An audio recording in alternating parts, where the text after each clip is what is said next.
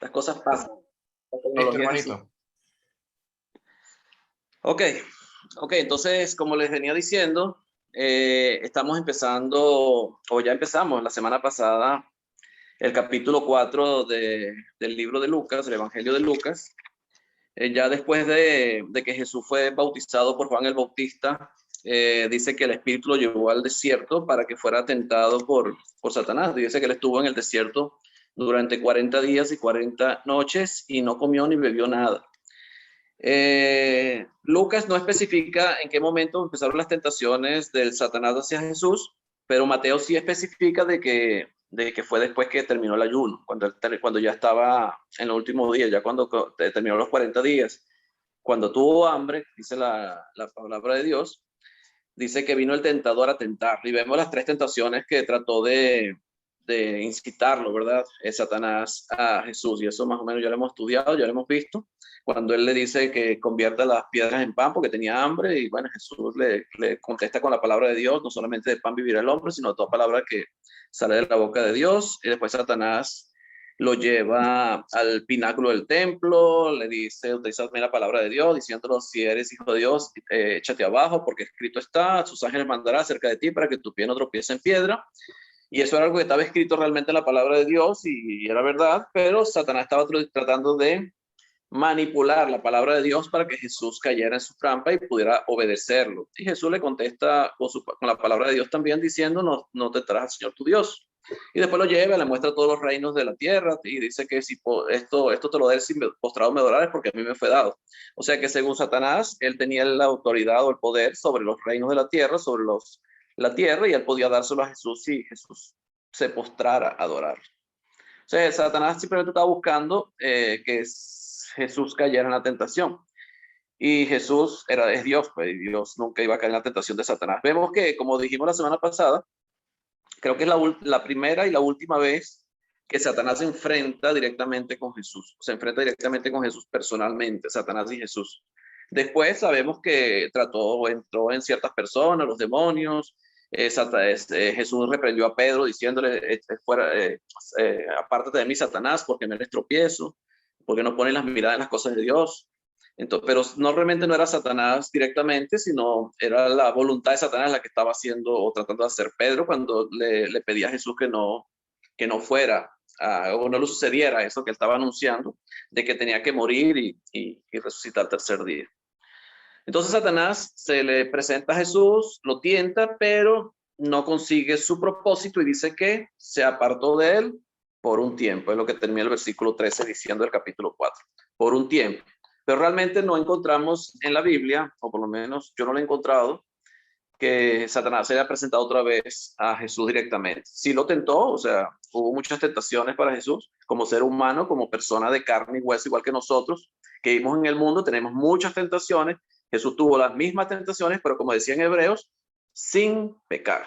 Y él también le decía a los discípulos, creo que Juan capítulo 2, versículo 48, si no mal recuerdo, que en el mundo tendréis aflicción, pero confiad, yo he vencido al mundo. O sea, el mundo no pudo contra Jesús. Y cuando hablamos del mundo es las huestes de maldad. No pudieron contra Jesús, no pudieron tentarlo, él no cayó en ninguna tentación. Él fue el único ser de carne y hueso que no pecó, que fue puro. Y por eso fue el cordero puro que fue inmolado por nosotros, porque fue el único que tenía ese derecho de poderlo hacer por ser puro, por no haber pecado y por ser Dios, porque tuvo que haber sido Dios para poder evitar caer en cualquier tentación. Nosotros como seres humanos y como la Biblia misma lo revela, siempre hemos caído en tentación, siempre caemos y pecamos. Es inevitable para nosotros. Juan 16:33 está diciendo el hermano Roberto, perdón, está 16:33.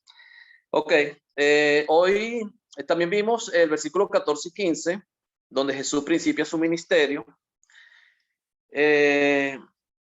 donde él dice en el versículo 14, y Jesús volvió en el poder del Espíritu a Galilea y se difundió su fama por toda la tierra de alrededor y enseñaba en las sinagogas de ellos y era glorificado por todos.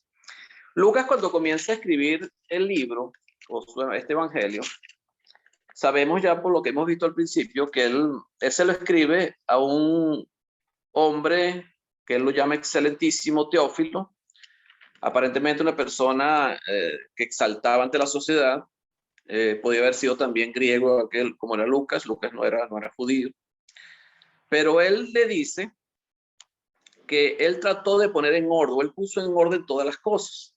Dice, tal como nos enseñaron, puesto que ya muchos, versículo 1 del capítulo 1, puesto que ya muchos han tratado de poner en orden la historia de las cosas que entre nosotros han sido ciertísimas, tal como nos lo enseñaron los que desde el principio lo vieron con sus ojos y fueron ministros de la palabra.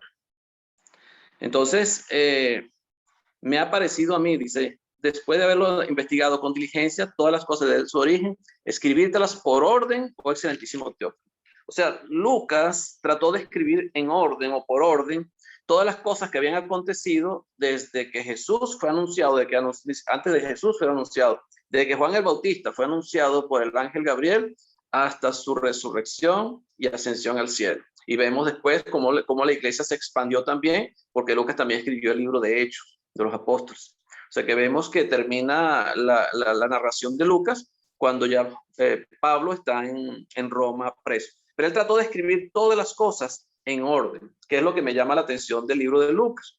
Porque cuando revisamos el Evangelio de Lucas, el Evangelio de Marcos, el Evangelio de Mateo, el de Juan, vemos que no hay el mismo orden en los acontecimientos, en las cosas.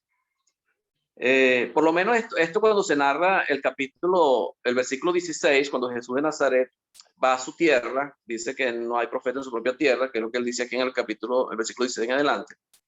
Vemos que Mateo lo narra en el capítulo 13 de Mateo. Y en el capítulo 13 ya él había escogido a sus discípulos, ya había hablado del Sermón del Monte, ya había hecho muchas cosas. Y después es que habla de que Jesús había ido a su propia tierra, a su propia nación, y que que de su propia nación habían creído en él. Pero entonces Lucas lo pone antes de todo eso. Por eso el versículo 14, fíjate lo que el versículo 14 dice. Y Jesús volvió en el poder del Espíritu a Galilea y se difundió su fama por toda la tierra alrededor. Dice que su fama se difundió por toda la tierra de alrededor.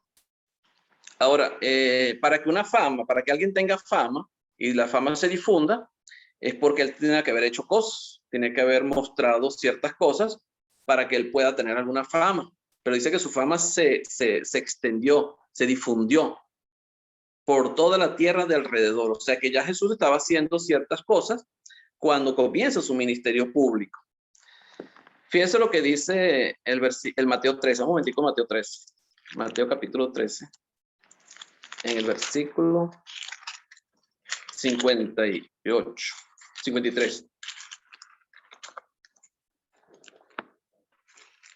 El versículo 53 de Mateo capítulo 13. Dice, aconteció que cuando terminó Jesús estas parábolas, se fue de allí y vino a su tierra. Fíjese que Mateo, cuando escribe el Evangelio, él dice que cuando Jesús terminó estas parábolas, ¿de qué parábolas está hablando Jesús? Fíjese, ya capítulo 5 estaba escrito, ya se había hablado del capítulo 5, capítulo 6, capítulo 7, que era el Sermón del Monte. Se habían hecho muchas señales y milagros, ya le habían mandado los mensajeros de Juan el Bautista, ya los discípulos habían recogido espigas, se habían comido el día de reposo, ya Jesús había hablado las parábolas de la levadura, de la cizaña, de la perla de gran precio, de la red, de los tesoros nuevos y viejos. O sea, él ya había hablado con sus discípulos, porque Jesús cuando empieza el Sermón del Monte, y precisamente el capítulo 5, versículo 1 de Mateo, comienza diciendo que sentándose vinieron a él sus discípulos. O sea que según Mateo, cuando él va de regreso a Nazaret o a su tierra, ya él tenía sus discípulos, ya sus discípulos existían. Pero Lucas no lo hace de esa manera, no lo dice de esa manera.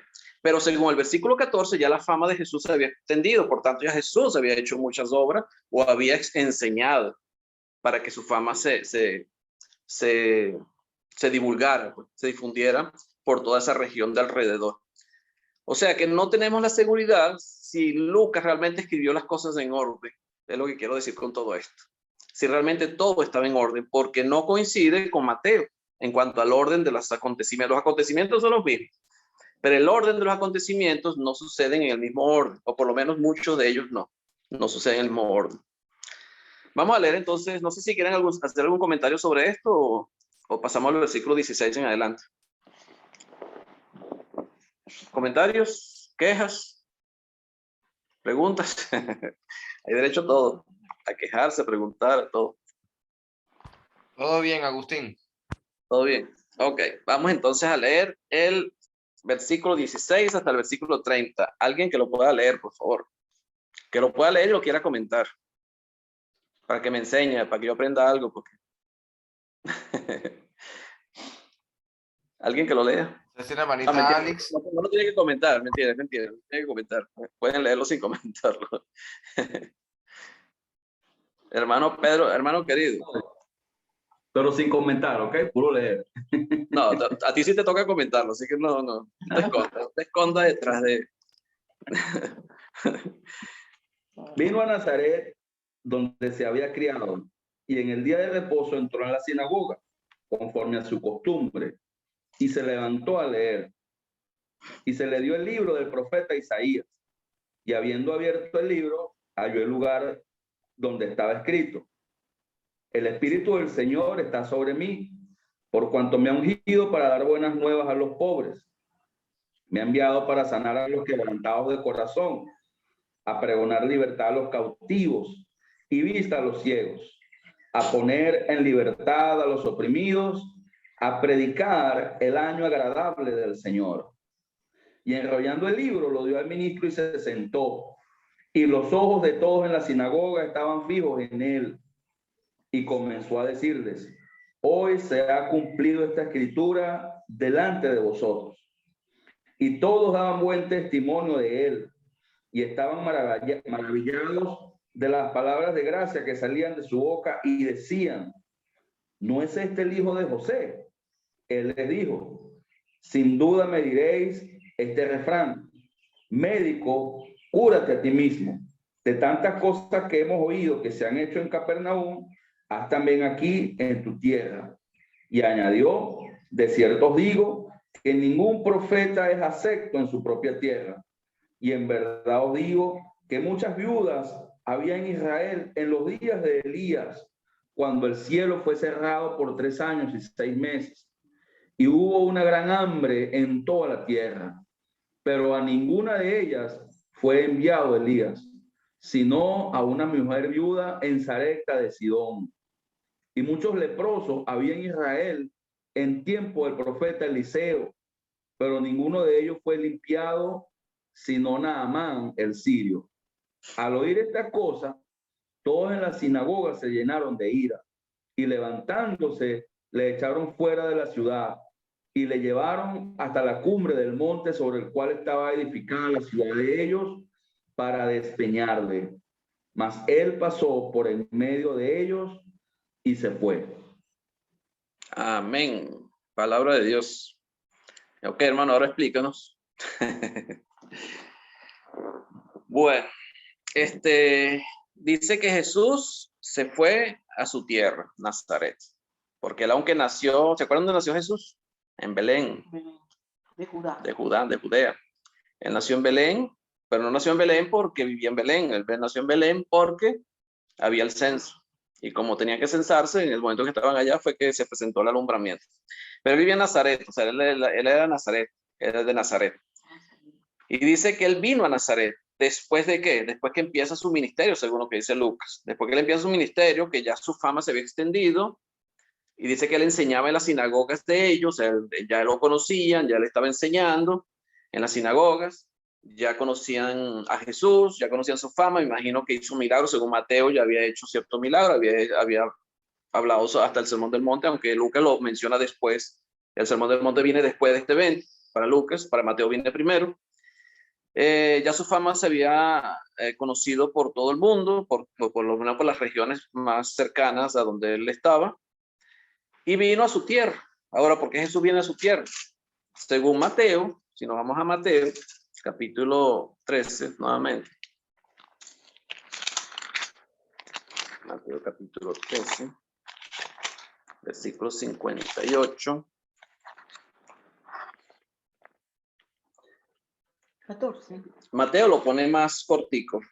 Dice, aconteció que cuando terminó Jesús estas parábolas, se fue de allí. Pero había terminado las parábolas, según lo que dice Mateo. Y viniendo a su tierra, le enseñaba en la sinagoga de ellos de tal manera que se maravillaban y decían, ¿de dónde tiene esta sabiduría, estos milagros? No es de este el hijo del carpintero. Mateo dice, no es de este el hijo de José. Lucas dice, no es de este el hijo de José. Mateo dice, este es el hijo del carpintero. Es como alguien que no era de tanta importancia dentro de la sociedad, un carpintero simplemente. No es el hijo del carpintero, no se llama su madre María. Y aquí se nombra, Mateo se encarga de nombrar quiénes son los hermanos de Jesús, y que tenía unas hermanas también. ¿De dónde pues tiene todas estas cosas? Dice, y se escandalizaban de él.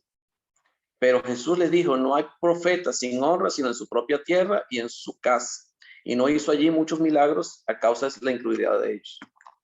Él fue a mostrarse a su tierra, porque él era de allá. Yo imagino que cuando uno conoce personas, tiene amigos, tiene familiares, yo creo que las primeras personas que uno quisiera que se convirtieran fueran ellos, ¿verdad? Las personas que uno más aprecia, las que uno conoce, las primeras personas que uno quiere que se conviertan. Creo que Jesús se preocupó por los de Nazaret, quería ir allá, mostrarse allá, y que ellos creyeran, pero realmente no creyeron en él. La gente más bien decía, no es este el hijo del carpintero. Lucas dice, no es este el hijo de José. O sea, ese es el problema cuando nos criamos en un sitio, que las personas se acostumbraron a verte como una persona normal. Yo creo que Jesús, como se crió en Nazaret desde que era pequeño, aunque ellos viajaban siempre a Jerusalén a las fiestas, ¿verdad? Como era su costumbre, pero se crió desde niño en Nazaret y esos eran pueblos pequeños, no eran pueblos muy grandes. Y todo el mundo lo conocía. Un niño que desde que nació hasta que llegó adulto, todo el mundo lo conocía. Imagino que él, antes de empezar su ministerio o lo que Dios le había encomendado, él ayudaba a su papá en las labores de carpintería, en las labores del trabajo que hacía su padre, igual que sus hermanos. Entonces era una persona normal y corriente dentro de la sociedad que él vivía. Claro, cuando él se presenta y empieza a hablar de esto, la gente dice, bueno, este no es el hijo del carpintero. O sea, como ahora está diciendo que aquí se está cumpliendo esta profecía. Y es una profecía que estaba escrita. Según la escritura, eso estaba en Isaías capítulo 61, del versículo 1 en adelante, estaba esta profecía que Jesús leyó. Él tenía la costumbre, como todo judío, de reunirse en la sinagoga los sábados, y cuando fue a Nazaret, claro, fue a la sinagoga. Y fíjese que a él le dieron el libro o el rollo del libro de Isaías, y dice que él encontró esta lectura. No fue por casualidad que Jesús haya encontrado esta lectura, porque él mismo dice, hoy se ha cumplido esta escritura. El Espíritu del Señor está sobre mí. El Espíritu del Señor está sobre mí. Y eso fue algo que sucedió cuando se bautizó por Juan el Bautista. Por cuanto me ha ungido para dar buenas nuevas a los pobres. ¿Quiénes son los pobres? Él mismo habló en el Sermón del Monte de los pobres en espíritu, ¿verdad? Los que son pobres espiritualmente. Aquí no se está refiriendo a los pobres en cuanto a bienes materiales. Me ha enviado a sanar a los quebrantados de corazón. Jesús ciertamente sanó muchas personas, hizo muchos milagros, pero realmente él aquí no está simplemente hablando de sanidad física, aquí está hablando de sanidad espiritual. A pregonar libertad a los cautivos. Cautivos, claro, yo imagino que ellos cuando escuchaban estas profecías de Isaías, ellos no lo llevaban al reino espiritual, sino que ellos lo veían más en términos material, físico, ¿verdad? Y por eso muchas veces no creyeron en Jesucristo, o no creyeron que él fuera el Mesías. A pregonar libertad a los cautivos, y aquí los cautivos tenían que ver no con cautividad de Roma, no era la cautividad de Roma que estaban sufriendo ellos, sino que tenían que ver con cautivos del pecado. Vista a los ciegos, aunque Jesús sanó muchos ciegos y le devolvió la vista a muchos ciegos, tenía que ver con ciegos espirituales, como le decían los fariseos. Por cuanto decís que ves, vuestro pecado permanece. Eran ciegos espirituales, pero tenían vista física. Entonces los verdaderos ciegos no son los que no pueden ver físicamente con sus ojos, sino los que nos ven espiritualmente, o no quieren ver espiritualmente, que es lo que estaba pasando con los fariseos y muchos de los judíos. A poner en libertad a los oprimidos. Y los oprimidos, el pueblo de Israel estaba siendo oprimido por Roma. Pero aquí no tenía que ver con Roma, y sabemos que Jesús no vino a libertarlos de Roma, sino a libertarlos del pecado. A predicar el año agradable del Señor. Ellos sabían lo que significaba el jubileo, los judíos. El jubileo era una fiesta cada 50 años que se celebraba en Israel y tenía que ver con la libertad, cuando se libertaba a los esclavos, cuando se devolvían las propiedades que habían sido vendidas. Era como un comienzo nuevo del pueblo de Israel. Y todo el mundo sabe lo que era el jubileo. Y por eso él hablaba del año agradable del Señor, y ellos sabían lo que era el año agradable del Señor, que tenía que ver con el jubileo también. Pero realmente él no estaba hablando del jubileo físico, el que practicaba Israel, sino el verdadero jubileo, el que venía a enseñar y a traernos él. Entonces ellos no entendían esto, los judíos no entendían esto, lo que significaba esto.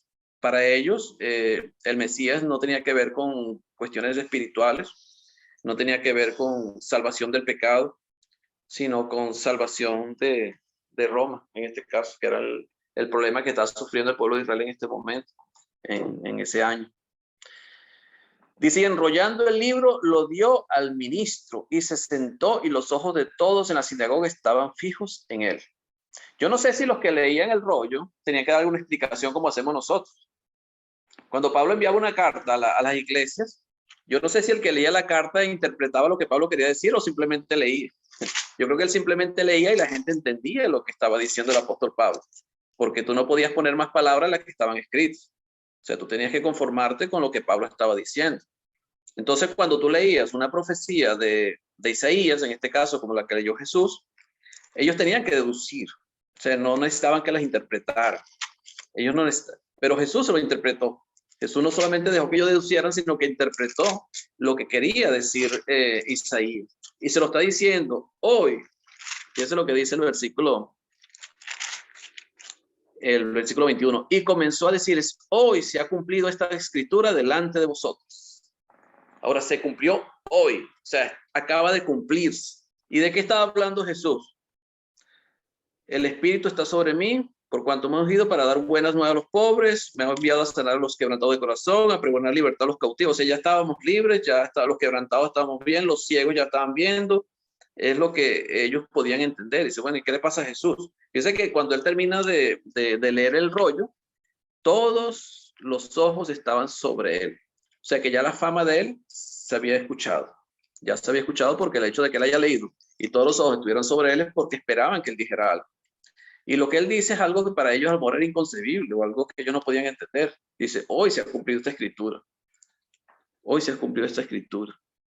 Delante de vosotros. Delante de ustedes. Fue un privilegio. Fíjese que Jesús quiso que eso sucediera en su tierra, frente a su gente, frente a su familia, a sus vecinos, a la gente que lo conocía.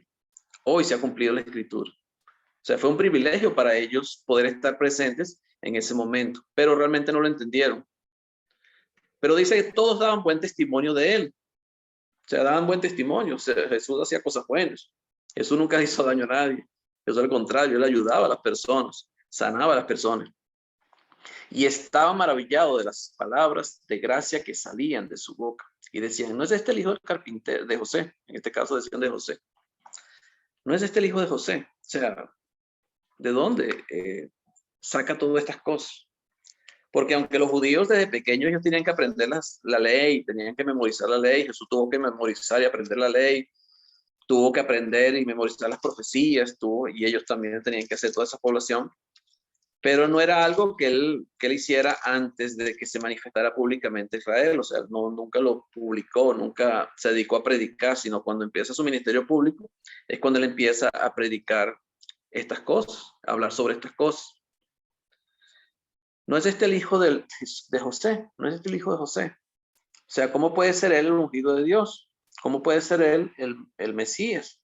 ¿Cómo puede ser que la profecía se esté cumpliendo hoy en mí o en él, en Jesús en ese momento? O sea, ellos no podían entender eso, aunque estaban maravillados y con las palabras que él decía, las gracias, las palabras de gracia, o sea, las palabras agradables, lo que decía. Pero a los judíos no les gustaban mucho esas palabras. Pero Jesús, fíjese lo que le dice. Él les dijo, sin duda me diréis, este refrán médico, cúrate a ti mismo. El único que habla de este refrán es Lucas. Los demás escritores de los evangelios no hablan de este refrán. Lucas, como sabemos y como lo mencionó el apóstol Pablo, yo creo que fue en Colosenses capítulo 4, despidiéndose en la carta, él habla de Lucas como el médico amado. O sea, que él menciona que Lucas era médico, su profesión era médico. Y es el único que menciona esto que dijo Jesús, o este refrán que dice Jesús. Ni Mateo, ni Marcos, ni Juan hablan de esto, sino solamente Lucas. Ahora, ¿por qué Jesús dice esto? Y fíjese que lo dice después que le dicen, no es este el hijo de José, como dice Mateo, o es el hijo del carpintero. Médico, cúrate a ti mismo. O sea, porque para ellos, ¿quién era Jesús? El hijo del carpintero, el hijo de José. Era una persona igual que ellos. Para ellos era igual que ellos. O sea, él también necesitaba, o sea, para ellos, él también necesitaba todas esas cosas que él estaba diciendo. O sea, no, él no podía, o sea, él era una persona, para ellos era una persona normal, que ellos habían conocido desde niño, que había crecido entre ellos, que se había manifestado ahora Israel, es otra cosa, pero que ellos no lo habían visto de esa manera, sino que para ellos era una persona normal y corriente. Entonces, si va a venir un Mesías, si va a venir alguien a salvar o a sanar, él también necesitaría eso. Él también iba a necesitar eso, ser salvado y ser sanado para ellos, para el concepto, para lo que ellos creían. Él también tenía que ser sanado. Por eso él dice, ustedes dirán este refrán, médico, cúrate a ti mismo. O sea, si tú eres médico, pero tú también necesitas la curación de la que estás ofreciendo, porque tú también te criaste igual que nosotros. Tú eres también del pueblo de Israel, tú también tenías que guardar la ley, tenías que hacer todo lo que hacíamos nosotros. ¿Qué diferencia puede haber entre Jesús y nosotros? Pueden decir ellos. Era una persona normal para ellos, porque creo que Jesús nos mostró señales y prodigios antes de su manifestación pública a Israel, por lo menos en este caso. ¿Alguien quiere comentar algo sobre esto? Hermano querido, tú que sabes más que todos nosotros un libro Hermano querido, no, bueno, hermano, estoy escuchando y analizando. Todo bien. Algunas cosas que hasta el 30 y después ahí bueno, todavía vamos comentamos. a terminar. Y fíjate que él ya había hecho señales en Capernaum, como dice aquí. Dice, médico, cúrate a ti mismo. De tantas cosas que hemos oído que se han hecho en Capernaum, haz también aquí en tu tierra. Y añadió, de cierto os digo que ningún profeta es acepto en su propia tierra. Entonces, el refrán era, médico, cúrate a ti mismo. De tantas cosas que hemos oído que se han hecho en Capernaum, haz también aquí en tu tierra. O sea, ellos tenían que ver para creer, era como Tomás. Ellos tenían que ver para poder creer. Ellos no creían realmente, a pesar de que él daba testimonio y hablaba de sí mismo, y ellos conocían o habían escuchado por lo menos de las cosas que él había hecho en Capernaum cuando estuvo por allá. Y añadió, de cierto os digo que ningún profeta es acepto en su propia tierra. Y en verdad os digo que muchas, bueno, ¿por qué ningún profeta es acepto en su propia tierra? Porque lo conoce, saben que es una persona igual que tú. Entonces, ¿cómo este ahora viene a enseñar? ¿Cómo este viene ahora a decir que él es el Mesías, que es el ungido de Dios, que el Espíritu Santo está sobre él y que viene a dar sanidad a los quebrantados de corazón, a los ciegos y a los que están en esclavitud? O sea, ellos no podían entender eso. Ellos no podían entender eso. Entonces, después les habla de Elías y de Eliseo. ¿Por qué él saca a Elías de Eliseo? O sea, ¿qué tiene que ver Elías y Eliseo con todo lo que él está hablando? Esa es la pregunta que tenemos que hacer. Fíjense que él habla de Elías cuando fue a visitar a la viuda de Sarepta. Dice, había muchas viudas en Israel, pero él fue enviado a una viuda en Sarepta, que ni siquiera era judía, ni siquiera era israelita, era pagana. O sea, él era el profeta de Dios, Elías, y no fue a ninguna viuda. Fíjense que ya habían pasado 3 años y medio de sequía, había hambre en la tierra, en Israel había hambre, habían viudas en Israel, pero Elías fue enviado a una viuda pagana, la viuda de Sarepta. Después dice, y muchos leprosos había en Israel en tiempo del profeta Eliseo. Dice que había muchos leprosos en el tiempo del profeta Eliseo. Pero Eliseo no curó, por lo menos no fue enviado a curar a ningún israelita leproso, sino a un sirio, que no tenía nada que ver con el pueblo de Israel. Eran enemigos, al contrario, eran enemigos del pueblo de Israel, los sirios, ¿verdad? Dice, al oír estas cosas, muchos leprosos había en Israel en tiempo del profeta Eliseo, pero ninguno de ellos fue limpiado, sino Naamán el sirio. Naamán el sirio. ¿Qué hubiera pasado si Elías se hubiera criado en Sarepta? Si hubiera nacido en Sarepta, se hubiera criado en Sarepta, y Dios lo hubiera llamado a él para que fuera un profeta, para que hablara en nombre de Dios, pero que todo el mundo en Sarepta lo conociera a Elías, y sabía que Elías era un muchacho que jugaba, creció, llegó adulto, era una persona normal, tenía que trabajar hasta que Dios lo llamó. Si él llega y le dice a la viuda, mira, yo necesito comer, prepárame primero un pan a mí, y después comes tú y tu hijo. O sea, la viuda lo conocía. Decía, bueno, ¿y qué le pasa? O sea, ¿quién eres tú? O sea, yo te conozco, ¿tú quién eres? O sea, ¿cómo tú me vas a decir eso a mí? Pero ella no conocía a Elías. Ella no conocía a Elías. Yo creo que ella le hizo más caso a Elías por no conocerlo, por confiar de que él venía de parte de Dios, que de las propias palabras que él dijo, sino confiando en lo que él había dicho. Prepara para mí primero, y después prepara para ti porque Dios ha dicho. La harina no escaseará, el aceite, creo que algo así dijo Dios, ¿no? La harina no faltará ni escaseará el aceite de la tinaja. Y ella creyó en las palabras de Elías. Pero si Elías se hubiera criado en Sarepta, hubiera sido un vecino de Sarepta y lo hubieran conocido de que era pequeño, a lo mejor ella hubiera desconfiado de Elías. Igual que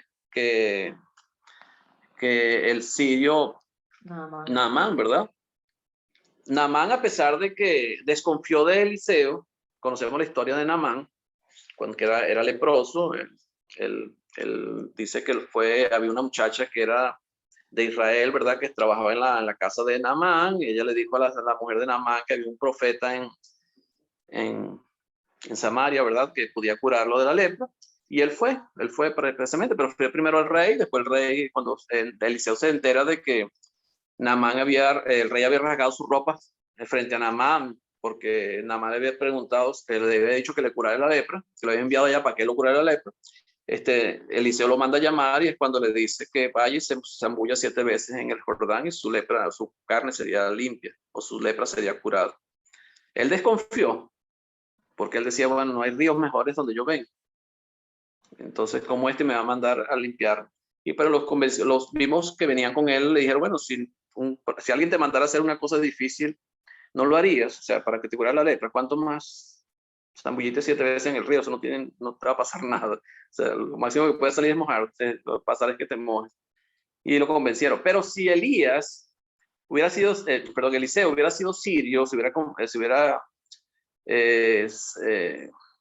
criado en Siria, hubiera sido conocido por la gente de Siria, por Naamán, por toda esa gente, a lo mejor ese sirio Naamán no hubiera confiado realmente en hacer lo que Eliseo le había mandado.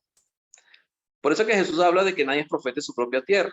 A veces cuando nosotros le vamos a predicar a la familia, a hermanos, a mamá, a papá, a veces es preferible que vaya una persona extraña, o que ellos no conozcan, o por lo menos que no sea parte de la familia, a predicarles, que uno mismo que es parte de la familia. ¿Por qué? Porque ellos conocen el pasado nuestro. La familia, los amigos conocen nuestro pasado. Es como un amigo que yo tenía, que él era alcohólico, le gustaba mucho el tomar alcohol. Y por cierto, ya se murió que hace poco. Y gracias a eso, al alcohol. Que él lo convencen de ir en la Victoria, él era de la Victoria, a ir a Alcohólicos Anónimos, para que lo ayudaran a dejar el alcohol. Y él se va a la primera reunión de Alcohólicos Anónimos en la Victoria, y se mete allá y se sienta. Y entonces cuando él ve que el que está dando el discurso era una persona que él conocía, y él dice, ese señor es un vikingo, un borracho, y entonces me va a decir a mí que yo tengo que dejar el alcohol. Se paró y se fue. ¿Por qué? Porque lo conocía. Él conocía que ese señor era un tomador de aguardiente igual que él, y era un borracho, pero claro, era una persona que se había curado, y los que han pasado por una situación de esa son los que más entienden al que está en esa situación. Pero como lo conocía, como era parte de la sociedad donde él vivía y él lo conocía, él desconfió de él. Y eso es lo que sucede muchas veces, que desconfiamos de las personas que conocemos porque lo vimos criarse con nosotros, con sus virtudes y sus defectos. Ese es el problema. Y por eso Jesús saca este ejemplo de Eliseo y de Elías y Eliseo. Personas que fueron enviadas a personas que no eran conocidas, que no eran parte del pueblo de Israel, para que ellos hicieran el milagro. Eso está escrito por alguna razón, para que nosotros confiáramos en la palabra de Dios. Pero fueron enviados a personas que no eran del pueblo de Israel, tanto a la viuda como al leproso. Eran personas que no eran del pueblo de Israel. No conocían a esos profetas, no conocieron en ese momento, pero confiaron de que venían de parte de Dios, porque no los conocieron en su crianza. Y eso sucede muchas veces con nosotros también, que a veces por saber de nuestro pasado, de lo que hemos hecho, de lo que éramos antes, entonces las personas desconfían de nosotros, o por lo menos no nos toman tan en serio cuando le estamos predicando, le estamos enseñando algo. Entonces, fíjese que los fariseos se molestaron. Dice, y levantándose, al oír estas cosas, versículo 28, toda la sinagoga se llenó de ira. Fíjense que toda la sinagoga se llena de ira. ¿Por qué se llena de ira la sinagoga? ¿Por qué los judíos o los vecinos de Jesús, los que conocían a Jesús, se llenan de ira? Porque es como, ellos se sienten como un desprecio. O sea, ¿qué está diciendo Jesús? Vamos a ir a predicarle a los que no son de aquí, o vamos a tomar más en cuenta a los que no son de aquí. O sea, para ellos el pueblo de Israel, ¿quién era el pueblo más importante? Era el pueblo de Dios. Para ellos es el pueblo de Dios y era el más importante. Y Jesús le está haciendo ver que Dios tomó en cuenta, en vez de tomar en cuenta al pueblo de Israel, tomó en cuenta fue a una mujer de Sarepta, una viuda de Sarepta, y a un hombre que era de Siria y era soldado de paso, que era general. Entonces se llenaron de ira. Y fíjense que era tanto la ira que tenían ellos, que levantándose le echaron fuera de la ciudad. Imagino que cargaron a Jesús, lo cargaron, le echaron no fuera de la sinagoga, sino fuera de la ciudad, y esa era su casa. Es como que te echen fuera de tu casa. Yo imagino que ahí estaban sus hermanos, estaba su familia, o sea, toda la familia estaba ahí en la sinagoga escuchando. Bueno, Mateo lo menciona, ahí lo menciona los nombres de los hermanos, aunque José a lo mejor ya no estaba ahí en ese momento, pero estaba la mamá. Pero lo echan fuera de la ciudad, y no solamente lo echan fuera de la ciudad, sino que lo llevaron hasta la cumbre del monte sobre el cual estaba edificada la ciudad de ellos. Era la ciudad de ellos y de él, porque Jesús vivía ahí, para despeñarle. O sea, ¿qué buscaban con él? Con eso, matarlo. O sea, querían matarlo. O sea, así sería la ira y la ira con que se llenaron, que querían matar a Jesús. Lo cargaron, lo llevaron hasta afuera de la ciudad, hasta la orilla del despeñadero, para tirarlo abajo. Pero como no era el momento, y Jesús es Dios, y Jesús tiene el control de las situaciones, Jesús sabe y actúa, dice, mas él pasó por en medio de ellos y se fue. Pasó por en medio de ellos. ¿Cómo pasó Jesús en medio de ellos y se fue? Solamente el poder de Dios. Porque yo imagino que esa multitud, esa cantidad de personas que estaban ahí, no tenían que haberlo visto cuando pasó. Y la intención de ellos era lanzarlo por el precipicio, lanzarlo por el barranco para matarlo.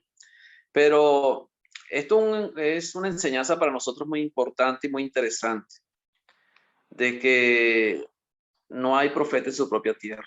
Y eso es un dicho que mucha gente lo dice y ni sabe dónde sale, pero Jesús fue el que habló de esto, que no hay profeta sin honra, sino en su propia tierra.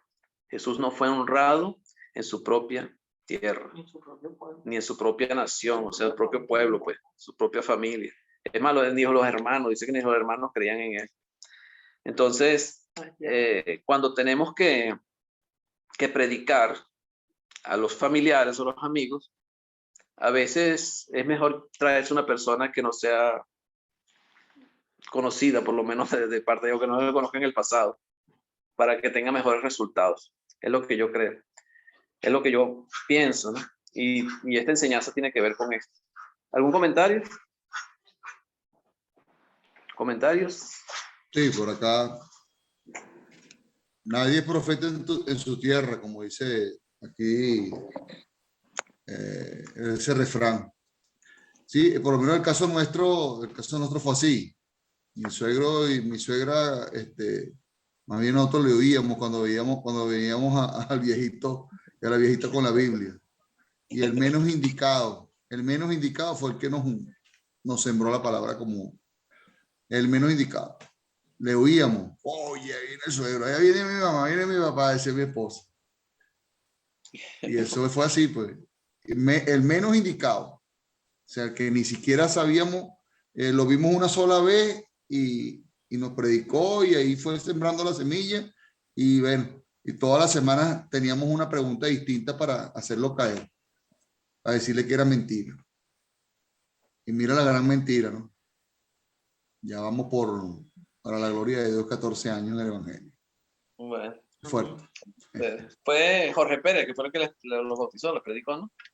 No nos bautizó, pero a nosotros nos predicó un señor que venía a la cárcel de San Juan de los Morros y le dijeron mira, allá están los hijos míos, le dijo el suegro. Y un día se apareció por aquí, oye, vale, sí, vamos a escuchar. Y le dimos ingreso a la casa y todos los martes iba, predicaba, hablaba y nosotros todos los martes, de martes a martes esperando para hacerlo caer. No, esta semana sí lo vamos a embromar. Usted no sabe de tal cosa. Vamos a ver qué dice él. Y se nos iba, hermano, mire, que el entendimiento se llama apellido Pinzón. No, Pinzón, José Pinzón, como que fue. No sé si tú lo conoces, Roberto. Era un hombre aquí hace muchos años. Cayó en tentación acá. Y bueno, se apartó del evangelio. Pero ese fue el que nos llevó a nosotros, nos condujo al evangelio. Y Jorge nos bautizó, pues, por supuesto. Qué bueno. Y la hermana Alex, con un testimonio.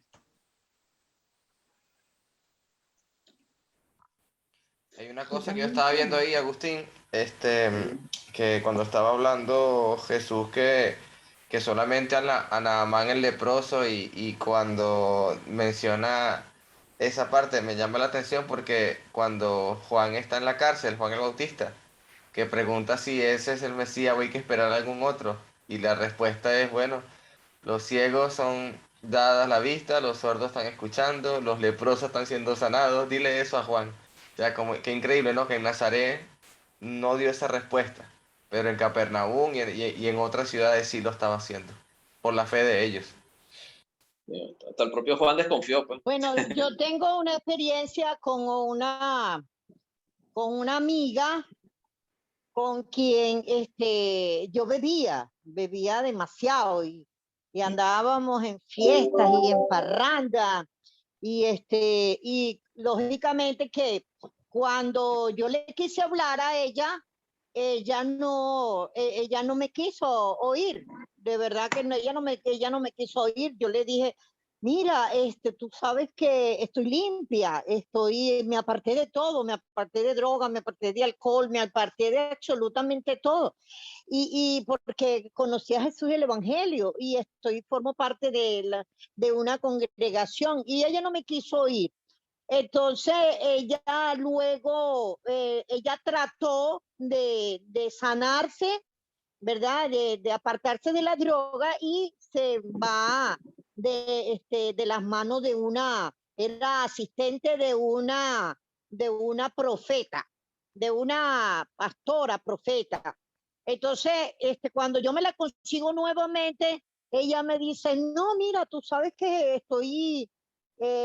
llevo mi vida chévere, soy asistente de una profeta, de una pastora, y ahorita tengo que durar 2 años recogiendo diezmo para ella, y después que recoja 2 años de diezmo, me ascienden para ser asistente de una apóstol.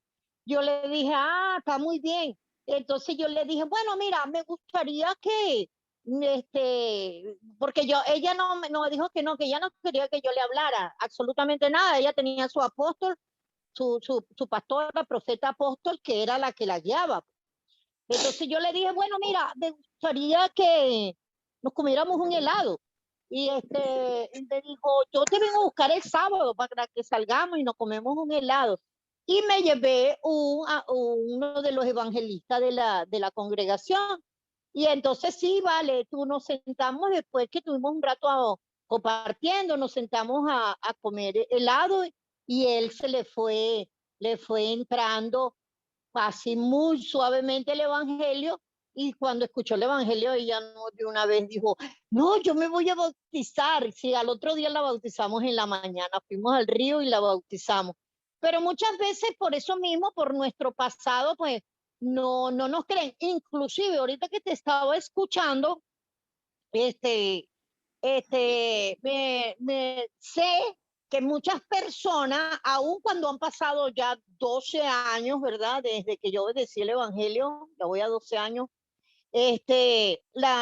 muchas personas aún quieren negar el poder de Dios y siempre están como que esperando la oportunidad de verte de nuevo tomando o de verte que tú andes echado a perder por ahí porque no terminan creyendo pues de que el Señor tiene el poder de liberarte de la esclavitud del alcoholismo y de las drogas y la gente siempre está como dudando de que realmente tú seas una persona libre de eso, ¿verdad? De ese yugo. Y eso se nos hace difícil que nosotros llevemos el mensaje, pero sin embargo, porque terminan como, no creen, pues, terminan, siempre están con la duda y no están creyendo, y creen que uno lo puede estar haciendo inclusive hasta escondido.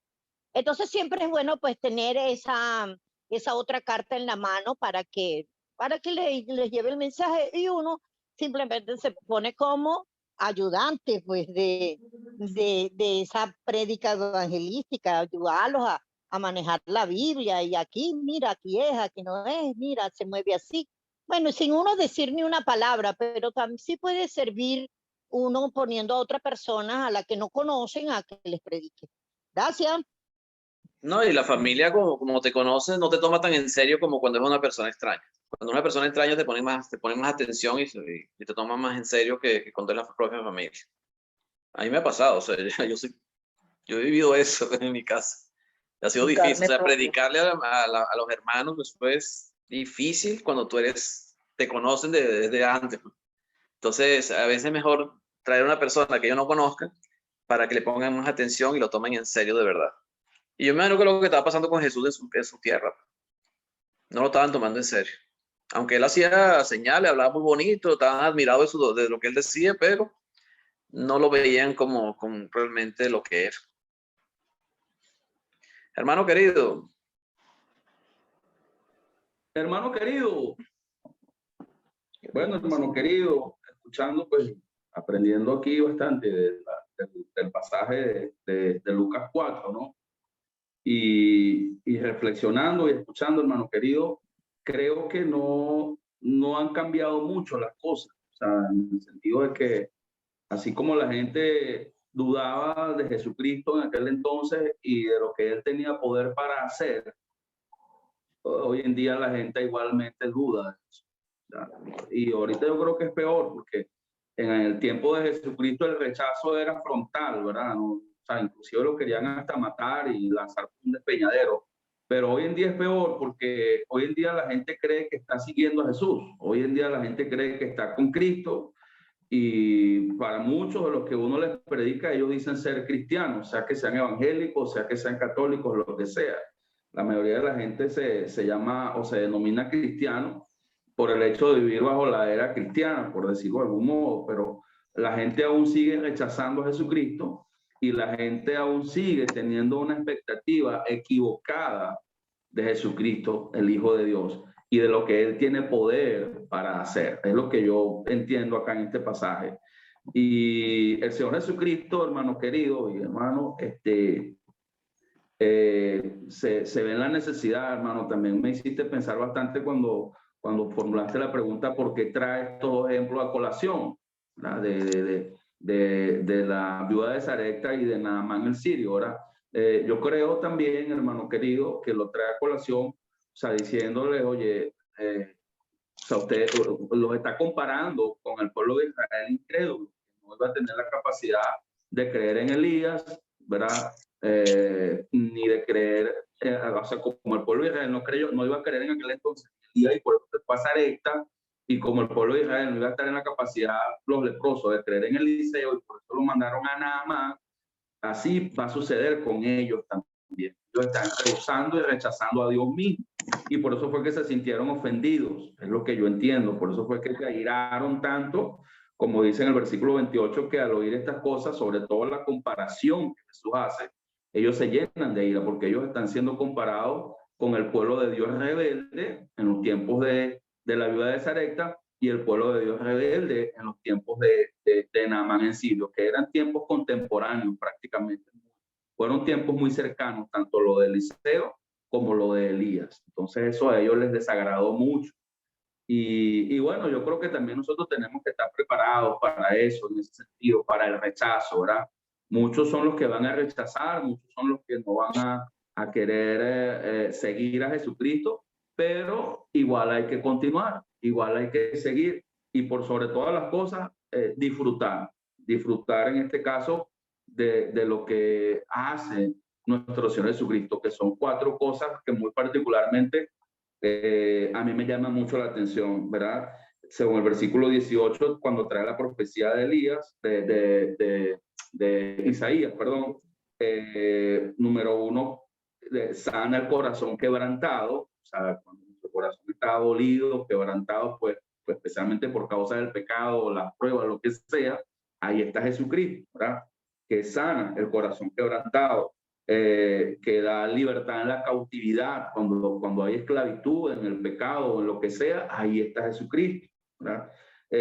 Cuando hay ceguera, cuando no vemos, cuando no observamos lo que Dios nos ofrece, lo que Dios nos enseña, bueno, ahí está Jesucristo que abre nuestros ojos espirituales, nuestros ojos del entendimiento, ¿verdad? Y cuando hay opresión, porque este mundo, el pecado y las circunstancias oprimen, ahí está Jesucristo, ¿okay? Entonces, yo creo que para nosotros poder compartir lo que Jesús hace, lo que Jesús tiene poder para ofrecer, primero tenemos que disfrutarlo nosotros, ¿verdad? Tenemos que vivirlo nosotros, experimentarlo nosotros, beneficiarnos nosotros y poder también en este caso hablar a otros eso que Jesucristo viene a ofrecer. Y obviamente esos 4 beneficios, ¿verdad? Que nuestro Señor Jesucristo viene a ofrecer a este mundo, solamente los van a recibir, como lo dice él al principio, los pobres de espíritu, ¿verdad? Esa buena noticia, esa buena noticia de salvación y todo lo que él ofrece estará disponible solamente para los pobres de espíritu. Entonces, eso es lo que yo pude procesar cuando estaba oyendo, hermano. O sea, realmente, si somos pobres de espíritu y estamos experimentando y disfrutando esos 4 beneficios o esas 4 bendiciones que se mencionan ahí en la profecía de Isaías, porque están vigentes, siguen vigentes, y hoy más que nunca están vigentes esas bendiciones de parte de nuestro Señor Jesucristo para todos nosotros. Eso solamente, hermano. Sí, ciertamente, y vemos algo que se me pasó, fue que Jesús solamente leyó la parte de los beneficios, como dices tú, de Isaías capítulo 61, no de las malas noticias, de las consecuencias de la infidelidad, del rechazo a Dios. Él solamente habló de las cosas buenas, de las buenas noticias. Vino a predicar las buenas noticias de salvación. Y estos tiempos, hermanos, son más propicios para las buenas noticias. Estos tiempos son más necesarios, o sea, es más necesario en este tiempo contar esas buenas noticias, porque prácticamente esas 4 cosas que ofrece nuestro Señor Jesucristo en el cumplimiento de la profecía de Isaías son las que más necesita el mundo. O sea, cuando Jesucristo dijo, hoy se ha cumplido esta profecía, en el versículo 21, o sea, refiriéndose a que Él ya estaba presente para que eso pudiera estar a disposición de la humanidad. Hoy ya podemos decir, hoy ya esto está en disposición. Nuestro Señor Jesucristo dijo, se ha cumplido, pero ya nosotros podemos decir, esto ya está disponible.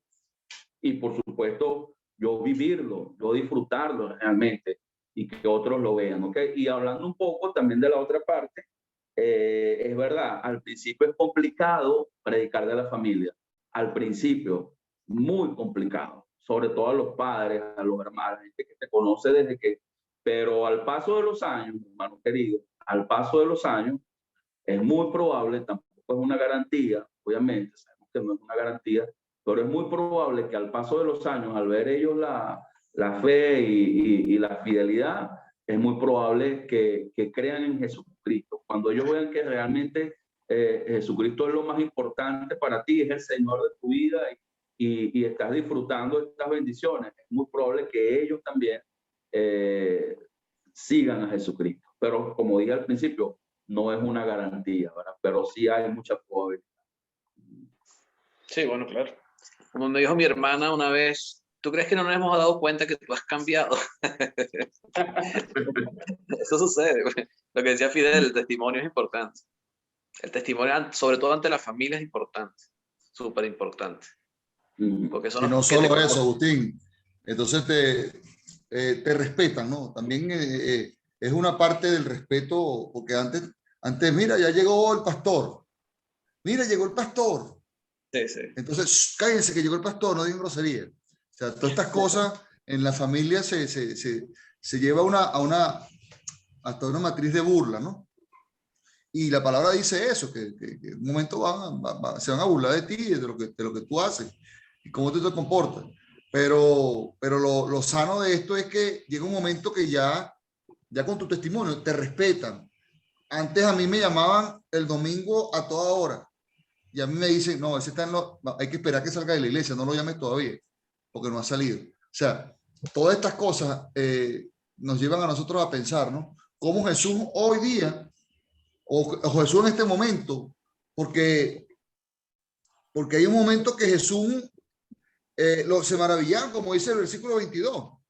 Todos se maravillaban del testimonio de él, estaban maravillados de las palabras de gracia que salían de su boca, pero no lo reconocieron.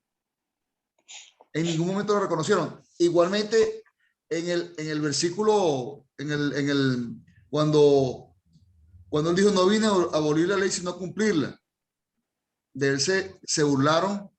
¿Y quiénes fueron? Los que realmente estaban dando que él era un peligro para ellos. ¿El peligro para quiénes? Para los fariseos, los saduceos, los escribas, los maestros de esa época. Porque él estaba enseñando cosas nuevas. Él estaba enseñando la realidad, ya estaba enseñando las cosas espirituales. Y eso nos lleva a nosotros a pensar muchas cosas. Y no me voy a extender porque voy a dar el estudio que les di a los predicadores. Pero eso es lo que piensan y lo que pensaron en ese momento. Es un peligro para nosotros este hombre. Y por eso es que lo llevaron ¿a dónde? A la cruz. Sí, señor. Hermano Roberto Miranda, si quiere aportar algo. Bueno, o sea, viéndolo en forma del contexto dentro de la misma Biblia, no nos olvidemos que la promesa desde Abraham es: en ti serán benditas todas las naciones, ¿no? Pero hasta este momento solamente una nación había sido bendita, que es el pueblo de Dios, ¿verdad? Había sido cuidado por ellos a pesar de todo lo malo que hacían. Él los volvía a restaurar, los volvía a restaurar, los volvía a restaurar. Pero en Isaías 61 da la profecía de esto, pero hay que leer también el 60 y el 62. Y ahí está hablando de que el evangelio va a ser predicado a los gentiles también, ¿verdad? Entonces, por eso él añade el asunto de la viuda de Sarepta como una sombra de lo que iba a pasar, y también Naamán, ¿verdad? Que es sirio, que es extranjero. El apóstol Pablo en el capítulo 2 y 3 de Efesios lo explica claramente, ¿verdad? Lo explica muy claramente, ¿no?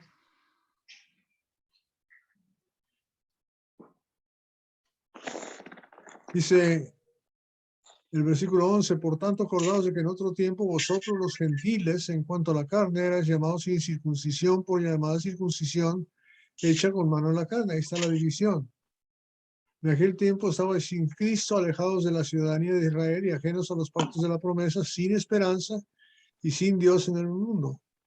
Pero ahora, en Cristo Jesús, por eso Jesús dice, hoy se ha cumplido esta escritura. Vosotros que en otro tiempo estabais lejos, habéis sido hechos cercanos por la sangre de Cristo, porque Él es nuestra paz, y que de ambos pueblos, de los gentiles y los judíos, ¿verdad?, habéis sido cercanos, hechos cercanos por la sangre de Cristo, ¿verdad? Porque Él es nuestra paz, que de ambos pueblos hizo uno, derribando la pared intermedia de separación, aboliendo en su carne las enemistades y la ley de los mandamientos expresados en órdenes, para crear en sí mismo de los dos un solo y nuevo hombre, haciendo la paz.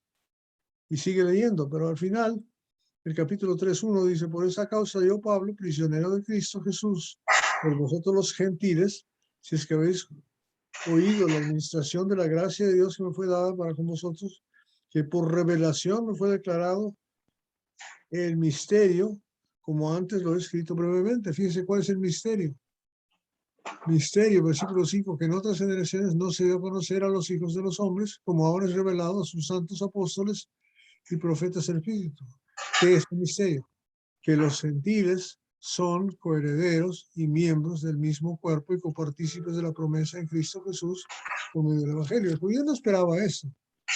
El judío estaba buscando un paladín, un campeón que los iba a librar de los romanos y de los griegos y darle libertad y prosperidad, y hacer una nueva tierra y traerlos todos otra vez ahí, darles comodidades. No esperaba lo que Dios está prometiendo para la gente. Pero no nos olvidemos el propósito de Dios, y eso es el cumplimiento real de lo que está hablando. Jesús está hablando muy sencillamente, pero es un evento tremendamente poderoso lo que va a pasar.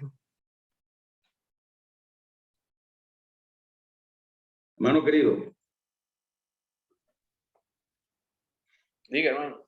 yo veo también, o sea, viendo el panorama y el acontecimiento, veo al Señor Jesucristo como diciéndole, o sea, lo que te van a perder, lo que van a dejar de recibir, o sea, lo que van a, o sea, lo que están, ustedes no saben lo que están rechazando, o sea, sanidad, libertad, la capacidad de verla, o sea, ellos no saben lo que estaban desperdiciando, lo que estaban rechazando, ¿verdad? Así como las viudas iban a rechazar a Elías porque no sabían, y probablemente conocían a Elías porque estaban explicando, o como en los tiempos de Naamán, pues los leprosos de Israel no iban a recibir a Naamán porque lo conocían, o las personas donde Naamán era. O sea, yo creo que hoy en día la gente no sabe lo que está dejando, o sea, no sabe lo que está dejando de recibir, el beneficio del que se está perdiendo, no ve la buena noticia,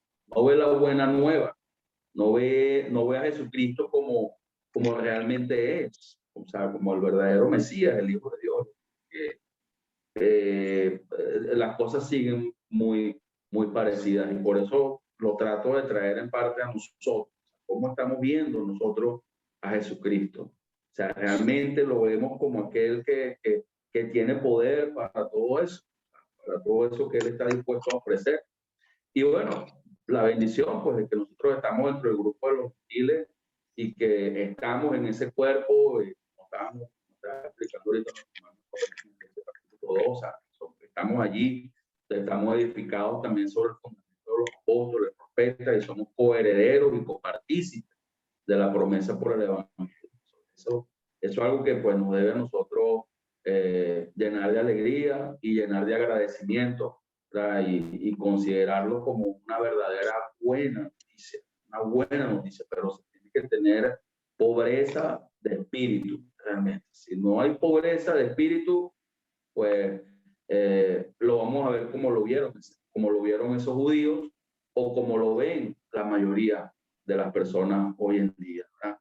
Y me llama mucho la atención el último versículo, el versículo 30, porque, o sea, nuestro Señor Jesucristo anda queriendo llegar a la vida de la gente, bendecir a la gente, pero cuando la gente no quiere nada con Él, Él simplemente se abre paso, o sea, más Él pasó por medio de ellos y se fue. Así de sencillo. O sea, aquí yo estoy a la puerta y llamo, pues así de sencillo. Apocalipsis capítulo 3, ¿verdad? Él toca la puerta, él llama, él ofrece. Aquí está la buena noticia. Hay salvación, hay sanidad, hay libertad, hay vista, o sea, el año agradable. Bueno, como acabas de explicar tú, que judío no conocía el significado del año agradable, qué año tan maravilloso. Todo lo que Jesucristo viene a dar y la gente lo rechaza. Es triste, pues, pero así es. Amén, hermano, gracias. Amén. Hermano Alejandro, todo suyo. Bueno, sí.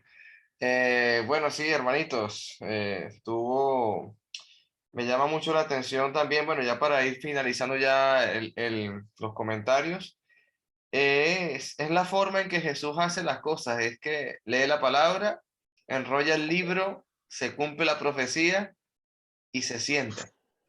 Me hace acordar cuando Jesucristo desde una cruz dijo consumado es, se cumple la profecía. Luego va a estar con su padre y se sienta también, porque está terminado el trabajo. O sea, siempre Jesús, paso a paso, acabando sus actividades, sus tareas, su propósito, la voluntad del Padre. Esto es maravilloso, la forma que Jesús se sienta aquí en este pasaje, porque ha cumplido su tarea y la cumplió hasta la muerte, como dice la palabra, hasta muerte de cruz. Bueno, hermanos, Amén. creo que hemos llegado al final. Amados Roberto, no sé si tienes algo más que añadir, Agustín. No, con eso yo creo que terminamos. Mañana continuamos entonces con el capítulo 4.